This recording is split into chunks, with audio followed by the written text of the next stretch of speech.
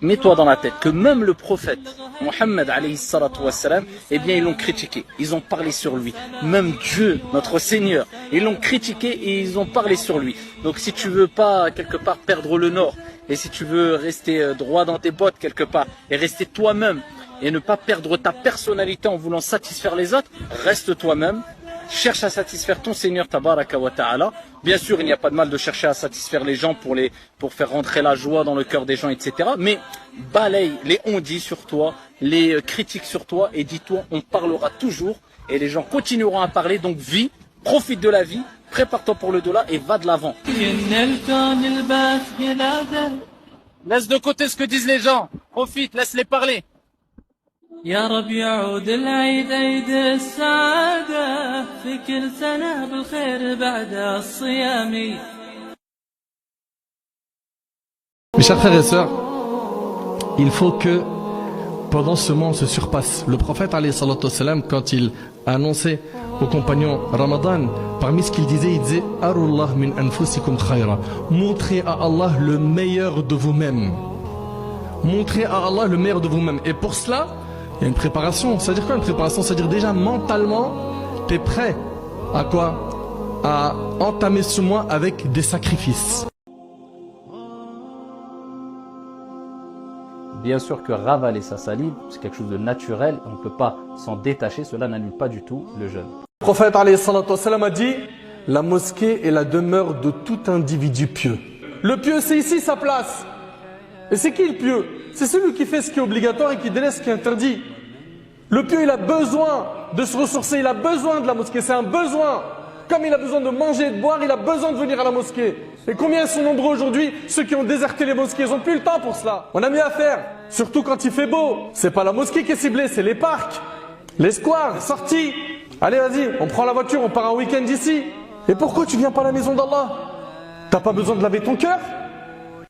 Même si tu ne fais pas beaucoup d'actions surérogatoires, juste d'avoir un cœur sain, un cœur qui est pur, tu ne veux pas le mal pour ton frère, tu ne veux pas tu ne jalouses pas ton frère, tu ne désires pas que les biens que ton frère a disparaissent, au contraire, eh bien sache que cela, bi'idhnillahi tabaraka wa ta'ala, te fera rentrer facilement au paradis, bi'idhnillahi azza wa jal.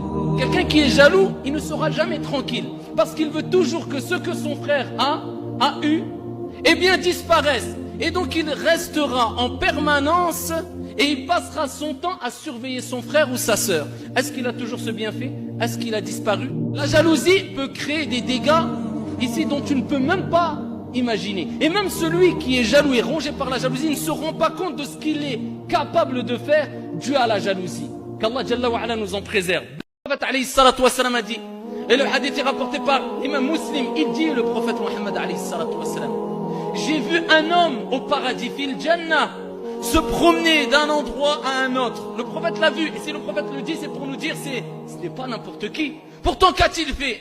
Est-ce qu'il a fait quelque chose d'énorme? Écoute bien ce que le prophète alayhi salatu wassalam a dit. Il dit, il se promenait d'un endroit à un endroit au paradis. Je l'ai vu, pourquoi? Pour quelle raison? Quelle en a été la cause? Il a brûlé des voitures, il a cassé des abris de bus, il a ici sali la voie publique, il a crié toute la nuit. Il a attendu que ça soit 1h du matin pour déranger les voisins. Pas du tout, loin de là. Tout simplement parce qu'il est venu, il est intervenu de sorte qu'il a coupé un arbre qui était sur la voie publique, sur la route, qui dérangeait les gens de façon générale. Où sommes-nous par rapport à ces gens-là qui seront au paradis par cette cause? Et on vit cette époque aujourd'hui où les parents ils sont tellement absents, tellement démissionnaires, où parfois ils sont dépassés, que l'enfant, comme il ne trouve pas de repère à la maison, il en cherche ailleurs. Où? Dans la rue. Auprès des mauvaises fréquentations. Et à la fin, tu vois que l'enfant, il a totalement dévié. Et combien de mamans sont venues me voir en me disant, mon fils, jusqu'à l'âge de 12-13 ans, ça se passait très bien. L'école arabe, le Coran, etc. Maintenant, il fume, il sort avec des filles, j'ai plus de contrôle sur lui. La plupart du temps, je n'ai pas généralisé, hein. La plupart du temps, c'est parce qu'on n'a pas planté les graines tôt. Ou bien certains, qu'est-ce qu'ils font? Ils viennent nous voir dans les instituts. S'il te plaît, je suis dépassé. Mon fils, il vient de sortir de la prison pour une affaire de drogue. S'il te plaît, inscris-le chez toi. C'est à 15-16 ans que tu veux rattraper le coup? Je dis pas que c'est trop tard. Mais vous étiez où avant? Démissionnaire? Concernant les vomissements, si la personne vomit de manière involontaire, à ce moment-là, cela n'annule pas du tout son jeûne. Par contre, même si elle a vomi de manière involontaire, mais elle a été amenée à ravaler, akramakumullah, une partie de son vomi, eh bien, cette journée de jeûne devra quand même être rattrapée. Par contre, si la personne vomit volontairement,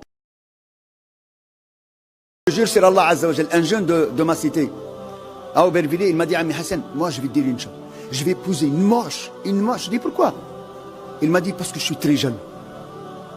Je jure sur Allah. Je dis Hussein, écoutez bien, je dis Hussein, pourquoi tu épouses une moche? Épouse une belle et de lui, il n'est pas sortir. Il me dit, Wallah, c'est vrai, c'est une bonne idée. On dirait que je lui donne une solution. لا إله إلا الله. ماذا قال النبي صلى الله عليه وسلم؟ قال الذي إذا نظرت إليها أسرتك. Celle que tu dois épouser, c'est celle que quand tu vas la voir, elle va te plaire. ولكن متى تعجبك؟ وقتاش تعجبك؟ Quand elle est belle et connectée avec Allah. نعم.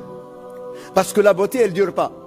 النبي عليه الصلاة والسلام, il a dit تنكح المرأة لأربعة. On épouse la femme pour 4 raisons. La première, c'est quoi? لجمالها. Est-ce que quelqu'un veut épouser une moche? ما كانش منها تكذبوا كاع لو كان تقولوا je vais épouser une moche يقول لك لا. Est-ce que le Nabi sallallahu alayhi wa sallam nous a recommandé d'épouser les moches?